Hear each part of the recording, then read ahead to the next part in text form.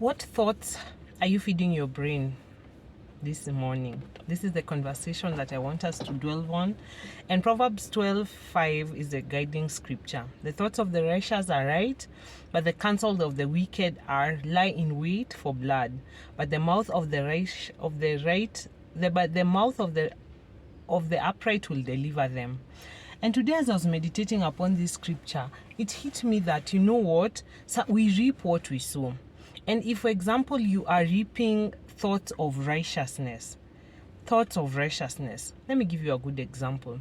If every day you are thinking about how the economy, everyone is stealing, how the economy, things are tight, how the dollar is at a high rate currently, how the cost of goods are currently very, very expensive, and on the cycle of your thoughts go on, always thinking about how things are difficult, things are hard, things are struggling.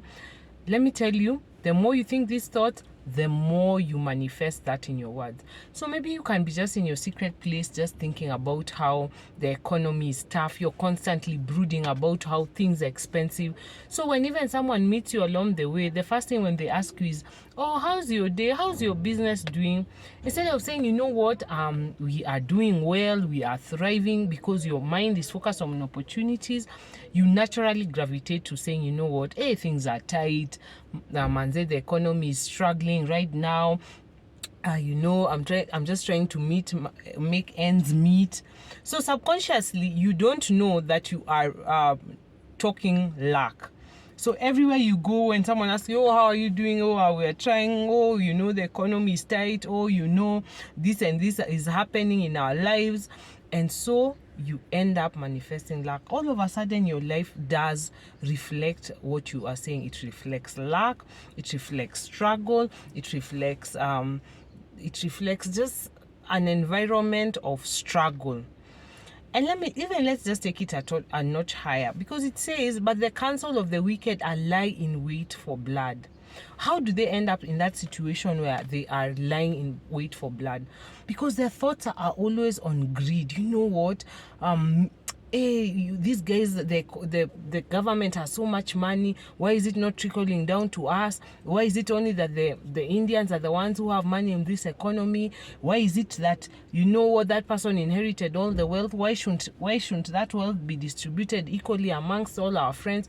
And so you start brooding, you start coveting, you start lusting after the wealth of others. You start constantly thinking about how you can be able to take the wealth of others. And through that, your conversation begins. Let's lie in wait for blood. And that's like, you sit together, you call your friends, you're like, oh, how can we get this money from this government agency? Let's draft a proposal and just deliver 1% and steal the rest of the money.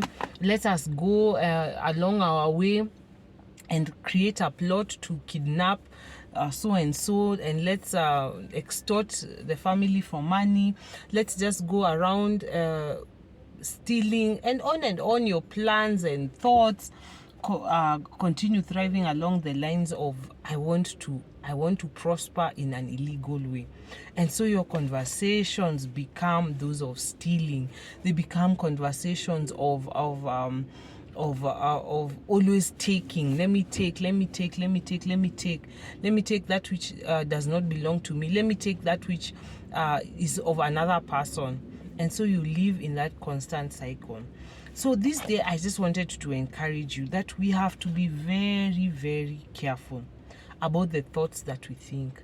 When a stray thought comes into your mind, the economy is tight, you tell yourself, no, there have always been these seasons, but every economy always bounces back, and people are thriving in this economy. There's someone who has won a tender out there that is making their lives prosper. Buildings are being built everywhere you go. When you go to Kilimani, Kileleshwa right now, buildings are sprouting, meaning the economy is ripe for expansion. Hotels are being opened. At JW Marriott was just opened the other day in Westlands, meaning external investors have noted that the economy is ripe for investment. Trucks are moving from the border to the next border, meaning there's enough goods for transportation that even if I was able to tap into the economy, I'm able to thrive. As someone tells you, but no, that's just them. You're like, no, those people have brains like mine. They are living in the same 24-hour economy as I am, meaning they are working hard, putting their hands into the labor, and the more they do that, the more they are prospering and thriving.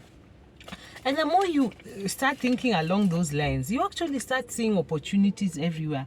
You notice, what, these people need their goods moved from point A to B.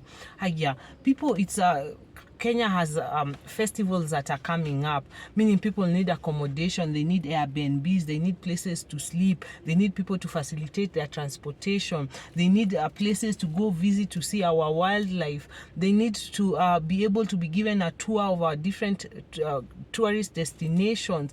We have our park that is opening up at the city that has been rebuilt, meaning we can be able to take tourists, and on and on and on over opportunities and ideas start flowing, and you start seeing having conversations of abundance. You're like, hey, you guys, have you noticed how there are these new buildings that are popping up in Keleleshwa, meaning all these workers need food, meaning all these people need building materials, meaning there's an opportunity in the paint industry, there's opportunity in cement, construction, steel, and on. Your brain starts seeing so many different opportunities. You start seeing opportunities right, left, and center. You stop seeing things that are blocking you. And some of the times, ways you can ensure that the thoughts you are thinking are pure is stop watching so much TV and news, especially news. News is meant to share negative news most of the times, and those newses are first not current. They have been recorded, then posted to the show, so they are not even up to date. So my encouragement to you is guard your mind at all costs. Take care of the friends you are sitting with, take care of the media you are consuming, take care of the news that you are listening to, take care of the books you are reading, because in your brain, once your brain absorbs or takes up that moisture that is negative, then it translates to your mouth speaking the negativity or the positivity, then it leads to the manifestation of your thoughts and your words, because you are living in the reality of what you are witnessing and experiencing every single day. So remember today what Proverbs 12:5 says. The thoughts of the righteous are right, but the counsel of the wicked lie in wait for blood, but the mouth of the upright will deliver them. But the mouth of the upright will deliver them. Your deliverance this day lies in your mouth.